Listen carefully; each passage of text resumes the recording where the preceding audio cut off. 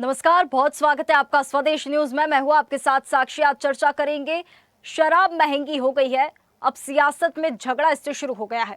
दरअसल छत्तीसगढ़ में शराब महंगी हो गई। नई आबकारी नीति लागू होने के बाद अब शराब पर टैक्स रिटेल सेल प्राइस के आधार पर लगेगा, यानी कि जितनी महंगे ब्रांड वाली शराब उतना ज्यादा टैक्स।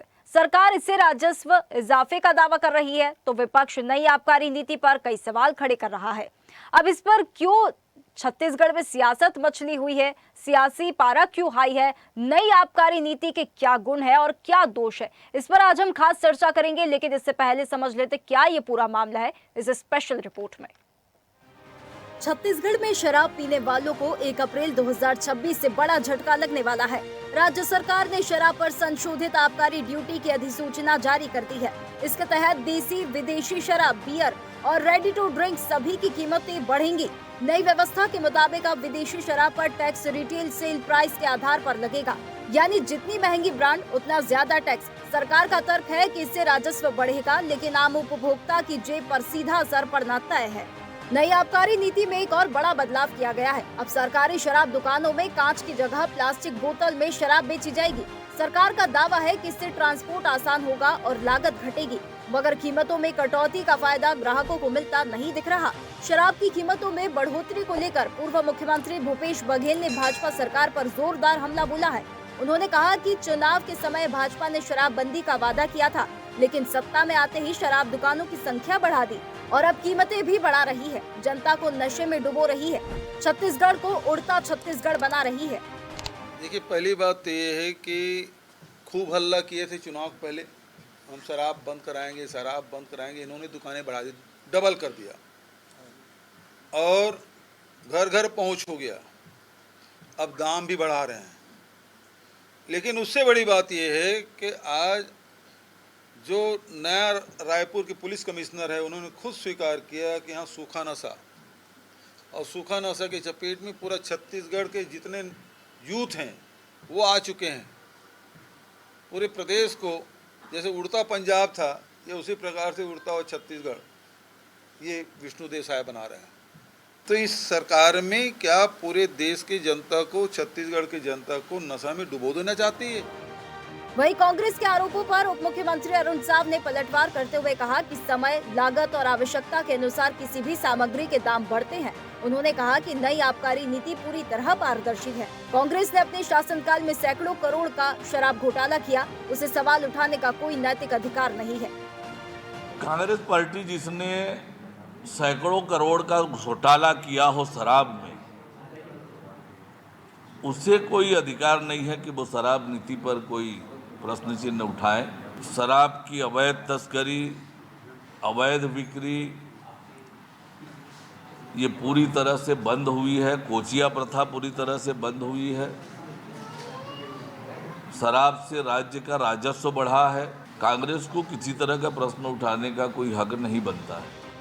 बहरहाल अब एक तरफ सरकार राजस्व और व्यवस्था सुधार की बात कर रही है, तो दूसरी तरफ विपक्ष इसे वादा खिलाफी और नशे को बढ़ावा बता रही है। अब सवाल यही है कि महंगी शराब से नशा रुकेगा या सियासत और तेज होगी। Bureau report, Raipur.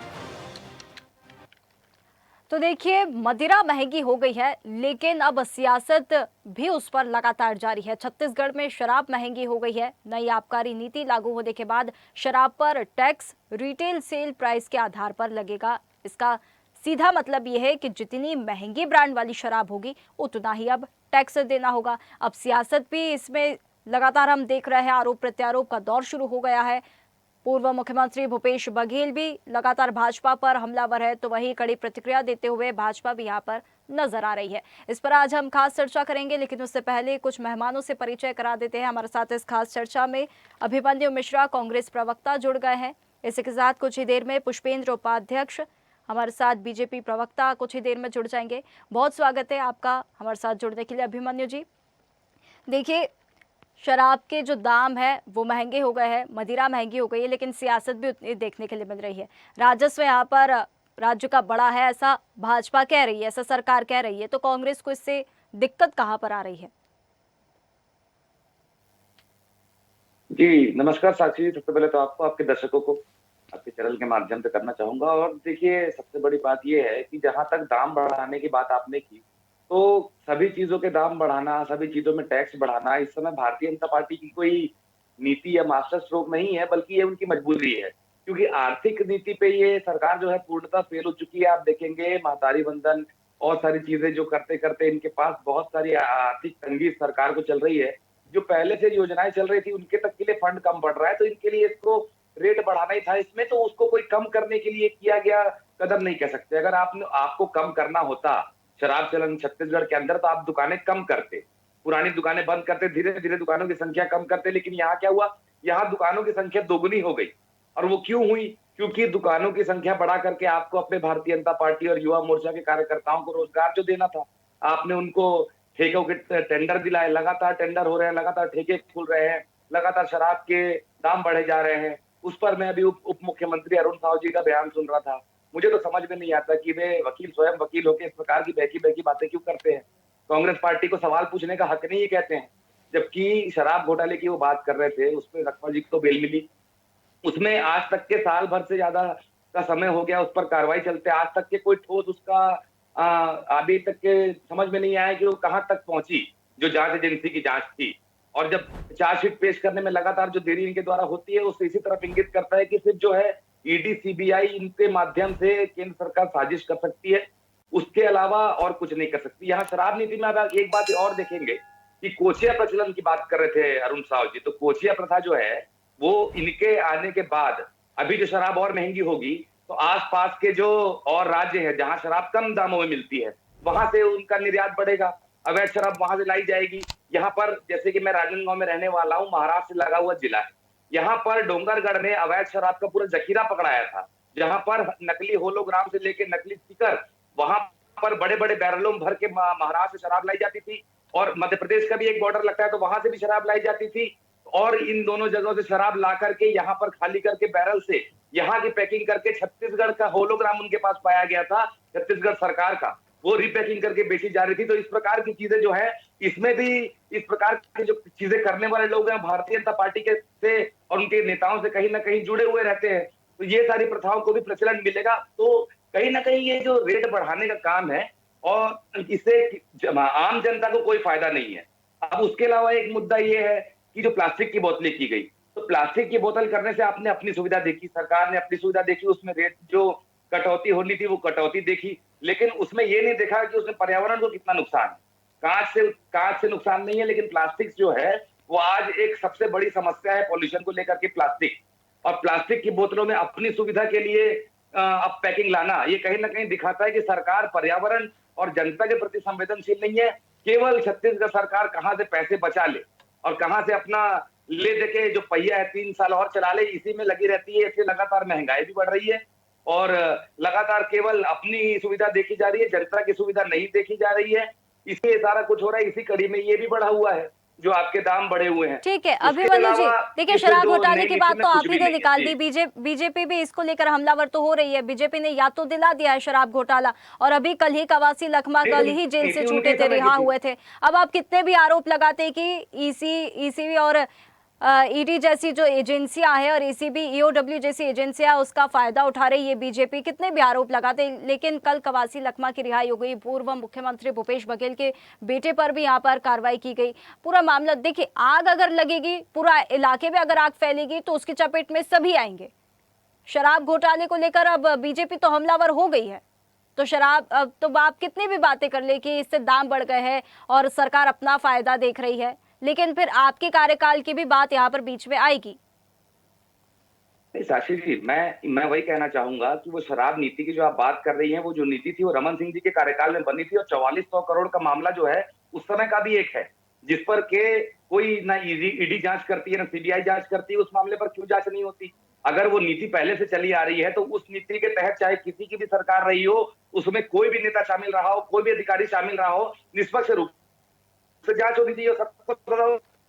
लेकिन जांच किसकी होती है? केवल कांग्रेस कार्यकाल के बीच की जांच होती है। उसमें भी एक आदिवासी नेता को प्रताड़ित करने की कोशिश की जाती है, साल भर जेल में रखा जाता है, चार्जशीट पेश करने में लेट लतीफी की जाती है, और उसके बाद जब कोर्ट में चार्जशीट पेश होती है तो उनको जमानत मिल जाती है। इसमें सीधा सीधा सिद्ध होता है कि आप विपक्ष को प्रताड़ित करने, विपक्ष के नेताओं को प्रताड़ित करने के लिए इस प्रकार की चीजें की जाती है। इसलिए मैंने कहा कि शराब घोटाले की अगर जांच हो तो तो पूरे रमन सिंह जी के कार्यकाल से लेकर आज तक की जांच हो तो उसमें समझ में आएगा फिर किसने किसने जो है उसमें भागीदारी निभाई, कौन अधिकारी था, कौन नेता था, सब कुछ स्पष्ट हो जाएगा जी। ठीक है, हमारे साथ बीजेपी प्रवक्ता पुष्पेंद्र उपाध्यक्ष हमारे साथ जुड़ गए हैं। बहुत स्वागत है पुष्पेंद्र जी आपका हमारे साथ जुड़ने के लिए। सुन पा रहे हैं आप मुझे? जी, आपकी आवाज आ रही है? जी बिल्कुल। देखिए, शराबबंदी की जो बात हुई थी, अब यहाँ पर आरोप सरकार पर कांग्रेस लगा रही है, वादा खिलाफी के, और बड़े आरोप यहाँ पर लगा रही है कि चुनाव के वक्त तो आप लोगों ने वादा किया था कि शराबबंदी होगी, तो ना तो शराबबंदी हुई, ना ही दुकानें घटी, और उल्टा हो गया, इसके विपरीत हो गया कि दाम बढ़ गए हैं और दुकानें इसकी डबल हो गई है। स्वदेश न्यूज के समस्त दर्शकों को मेरा नमस्कार, जय श्री राम। देखिए, कांग्रेस की कथा अनंत है। कांग्रेस कुछ भी बोल सकती है, कुछ भी सोच सकती है, कुछ भी कर सकती है। अभी आप देखिए, शराब के रेट में किसी प्रकार की कोई वृद्धि नहीं हुई है। दूसरा, मैं आपको बताऊं, कांच की बोतल की जगह प्लास्टिक की बोतल का उपयोग किया जा रहा है। यह प्लास्टिक का बोतल डिस्पोजेबल रहेगा, जिसका रीयूज किया जाएगा। भारतीय जनता पार्टी की सरकार बहुत गंभीरता से लेकर एक एक बिंदु पे काम कर रही है। जहां तक रेट वृद्धि की बात है, मैं आपको बताऊं, आरएसपी रिटेल सेल प्राइस नई व्यवस्था के मुताबिक अब विदेशी शराब पर टैक्स रिटेल सेल प्राइस पर के आधार पर लगेगा, जिसपे सरकार का राजस्व बढ़ेगा। मैं आपको बताना चाहता हूं, कांग्रेस शासनकाल में 7,000 करोड़ रुपए का राजस्व था। भारतीय जनता पार्टी के कार्यकाल में 10,200 करोड़ का राजस्व आया है। 3,000 करोड़ के राजस्व में वृद्धि हुई है साक्षी जी, और 3,000 करोड़ रुपए है वो कहीं ना कहीं कांग्रेस के जेब में जाता था। भारतीय जनता पार्टी राजस्व में वृद्धि कर रही है। अभी आप देखे होंगे, कांग्रेस के आधे नेता जेल में थे और आधे बेल पे हैं। अभी परसों की घटना है, कवासी लखमा जी जेल के बाहर आए हैं। दूसरा बताऊं, समय, लागत और आवश्यकता अनुसार किसी भी सामग्री के दाम बढ़ते हैं। नई आबकारी नीति पूरी तरह से पारदर्शी है। कांग्रेस ने अपने शासनकाल में 4,000 करोड़ का घोटाला किया, जो आप लोगों से कोई बात छुपी नहीं है। शराब घोटाला किया, उनके ऊपर सवाल उठते ही रहते हैं हमेशा। जो है ना, भारतीय जनता पार्टी की सरकार बहुत गंभीरता से इस सभी विषय पे काम कर रही है। इसमें अवैध बिक्री और कोचियाओं पर रोक लगेगी। भारतीय जनता पार्टी की आदरणीय विष्णुदेव साय सरकार बहुत गंभीरता से लेकर एक एक बिंदु पर काम करती है। कांग्रेस के पुष्पेंद्र प्रवक्ता जी, जी भी बता उसी रहे थे। गंभीरता के जी, साथ आप ये सुनिश्चित कैसे करेंगे कि अगर दाम बढ़ा दिए गए हैं तो अब नशा मुक्ति यहाँ पर कम हो जाएगी? ये सुनिश्चित दाम कैसे में करेंगे आप? साक्षी कमाई जी, बढ़ेगी, दाम में किसी जितना महंगा दाम में ब्रांड किस उतनी महंगी शराब, उतना ज्यादा देखिए साक्षी टैक्स। जी, दाम में किसी प्रकार की कोई वृद्धि नहीं की हुई है। मेरे पास नोटिफिकेशन है, मैं आपको नोटिफिकेशन देता हूं। 3 तारीख का नोटिफिकेशन है। कांग्रेस के लोगों को कोई विषय वस्तु नहीं मिल पाती है, भ्रांतियां फैलाते हैं।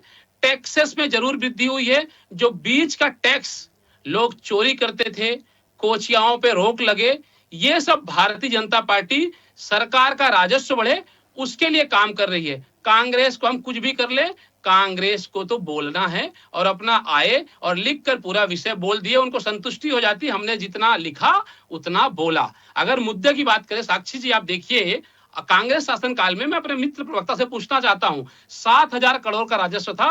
भारतीय जनता पार्टी के शासनकाल में 10,200 करोड़ का राजस्व हुआ है। कहीं ना कहीं छत्तीसगढ़ शासन में के खजाने में वृद्धि हुई है। अभी अनुमान है 11,000 करोड़ रुपए का राजस्व आएगा।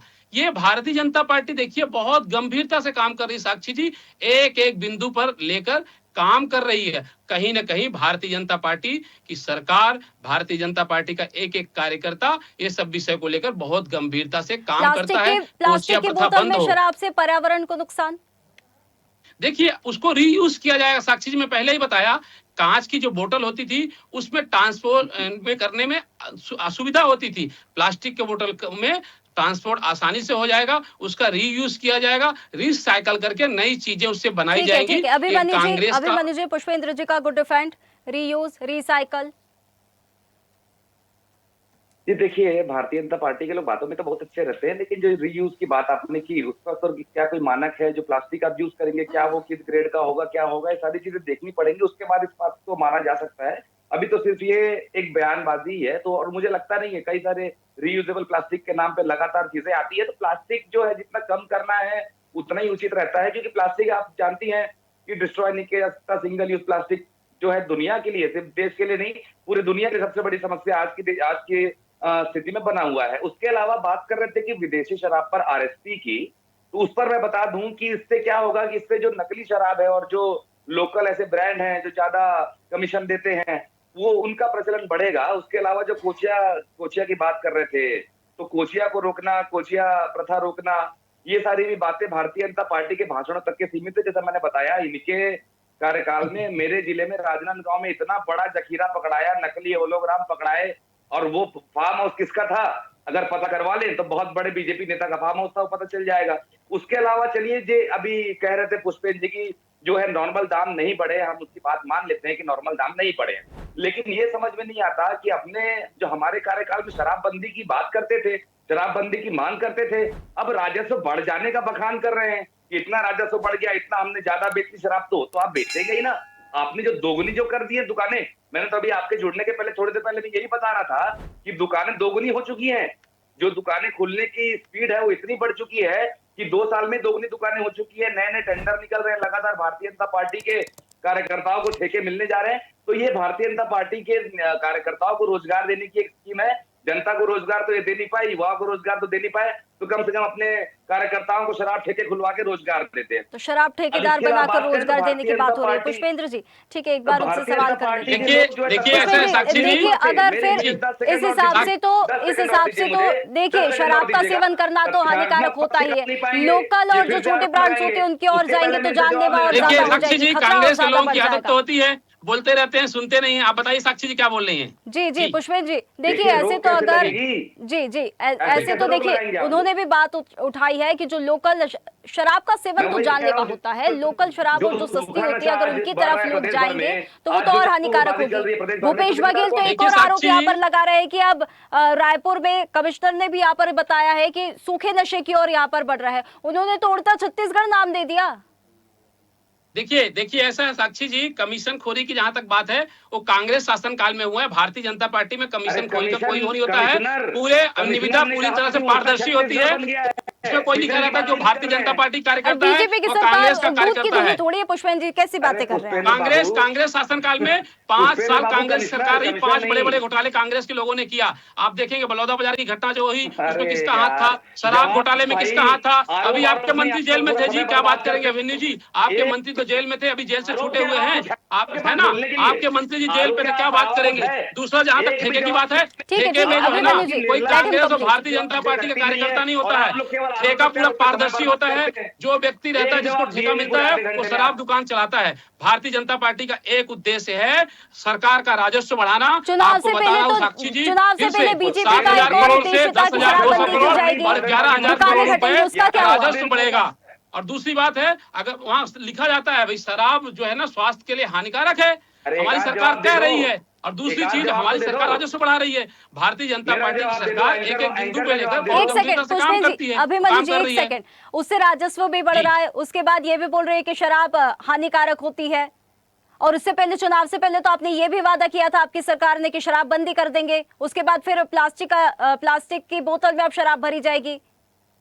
देखिए, इतने सारे सवालों के जवाब है, वादा खिलाफी, घुमा फिरा के आपकी बात आम जनता के लिए भारतीय जनता पार्टी को जो करना पड़ेगा साक्षी जी सब करेगी। अगर मान लीजिए आम जनता के हित के लिए लग रहा है तो हम कांच की बोतल की जगह पे प्लास्टिक की बोतल लाए हैं, क्योंकि रीयूज करेंगे। मेक इन इंडिया की हम बात करते हैं। इसके पहले आप देखिए मोदी सरकार के पहले कौन से प्रधानमंत्री ने, कौन से मुख्यमंत्री ने, कौन सी सरकार ने काम किया है। हम मेक इन इंडिया की बात करते हैं। हमारी सरकार ने AK-47 बनाया, हमारी सरकार ने सब प्रकार के काम कर रही है। मेक इन इंडिया की बात हम करते हैं, रिसाइकल यूज की बात हम करते हैं, रीयूज की बात हम करते हैं, इंडिया की बात पर तो हम अभी ना जाएं, ठीक है, हम करते हैं। ठीक है, भारतीय जनता पार्टी काम करती है, कांग्रेस कभी सुनती नहीं है। है। हमेशा कांग्रेस क्या करेगी? कांग्रेस का तो हमेशा से काम रहा है, घोटाले करते जाइए।